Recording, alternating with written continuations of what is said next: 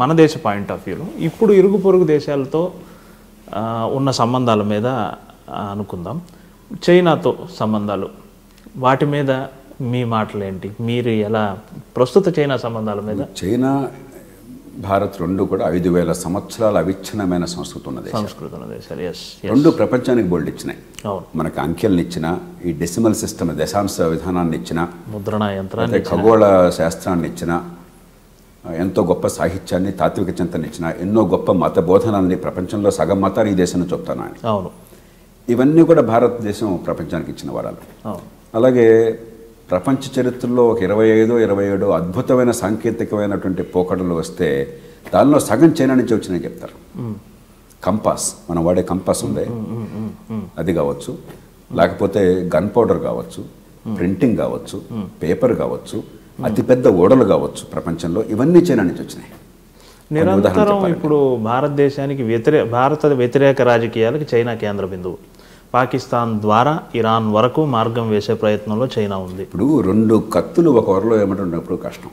Okay, అధికారం అన్నది దేశం లోపల అధికారం కావచ్చు, అంతర్జాతీయంగా కావచ్చు.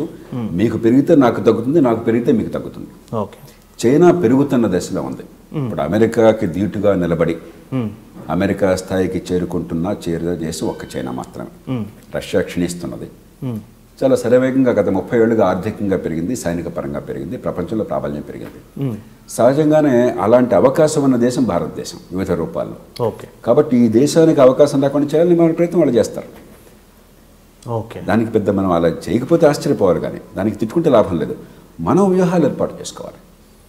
మనం చైనాతో కయ్యానికి కాలుదోవటం మూర్ఖత్వం. అమెరికా కూడా కయ్యానికి కాలుదోవదు.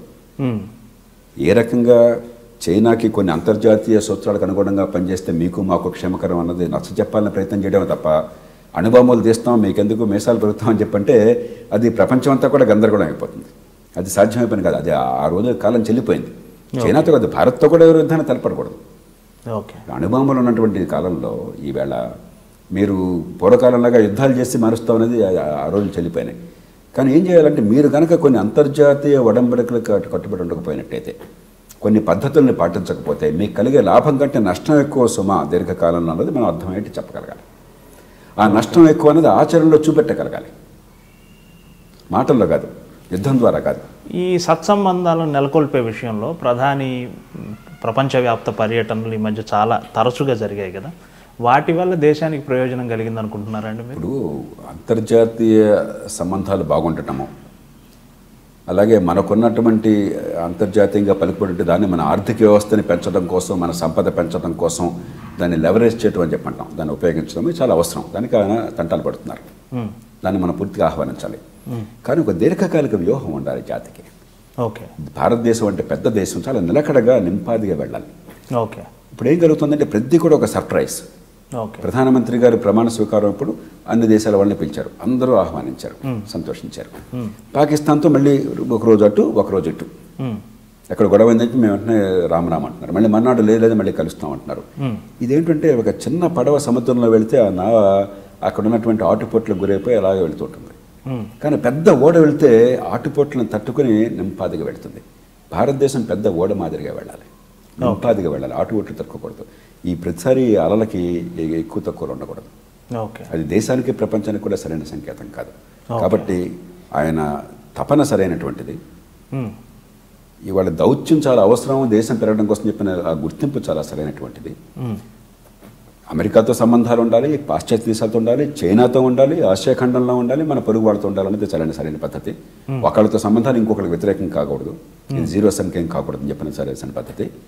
కానీ ఈ ఒడిదుడుకు గురే ప్రతిసారి కూడా సంభ్రమాశ్చర్యాలకు దేశాన్ని గురి చేయాలి, ఒక అద్భుతాన్ని సృష్టించాలి, ఒక సోషల్ మీడియాలోనో లేకపోతే మీడియాలోనో ఒక డ్రామా కావాలని చెప్పి అనేది ఇది దౌత్య విధానంలోనే కాదు, ఏ విధానంలో కూడా సరైనది కాదు. ఒక రకంగా తప్ప మందు కూడా ప్రజలంగా మనం ప్రతిరోజు ఒక అద్భుతాన్ని, ఒక మ్యాజిక్ని ఆశిస్తున్నాం. మన నాయకుడి నుంచి అది ఆశించకూడదు, మనం ఒక మార్గాన్ని ఆశించాలి.